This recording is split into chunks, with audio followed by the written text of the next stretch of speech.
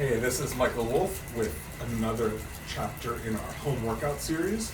So our next movement is going to be the single leg anterior reach.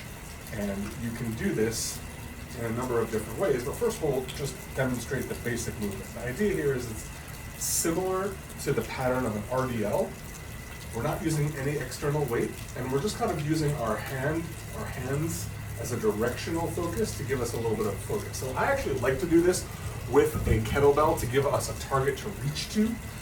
And the way you would do it is you pick a leg, so I'm going to use my left leg, and the standard way, if I just say single leg anterior reach, I usually mean with the opposite hand. Technically that's called contralateral, opposite.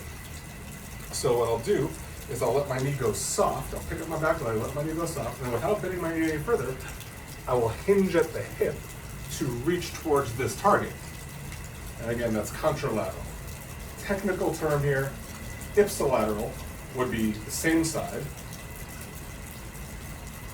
or bilateral would be both sides.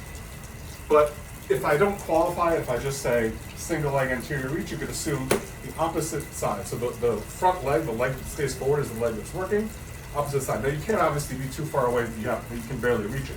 I don't want you to just barely touch it with your fingers, but you also can't be too close. If it's right in front of your foot, there's really not a challenge. So we want to get to a point, and you'll have to do this with a little bit of experimentation, get to a point where you have to stretch a little bit to reach it, but it's within reach without almost barely being able to do it. So, I'll just, right now it's about 2 feet in front of my feet. That's a very good kind of middle range spot.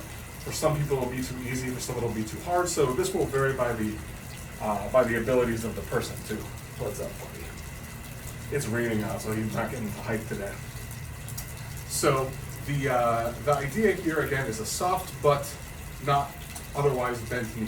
And I'm going to show it from the side too, so you can see what I mean.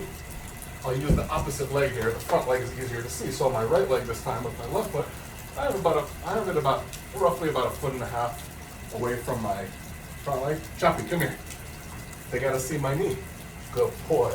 So what I'll do is I'll pick up my back leg, let it unlock but not otherwise bend. Okay? Now there I was kind of working around chops here.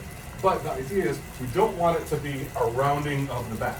Now, we're not obsessed with a rigid flat back in the same way like we might be with the deadlift. Even the deadlift I've talked in the past about. It may not be as big of a safety deal as we once thought it was, although I still do think it's better than now.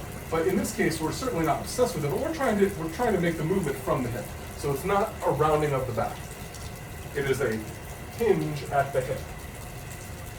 Right? So again, without obsessing about the spinal position, it should generally be neutral and flat. A little bit of deviation from that isn't a big deal. But the idea is we don't want the movement to come from the spine because we're trying to work these posterior muscles. And the more of that movement comes from the spine, the less of that we get. So we need, for the hamstrings and glutes and stuff to be able to work, we need to be moving from the hip. So that is your one leg anterior reach.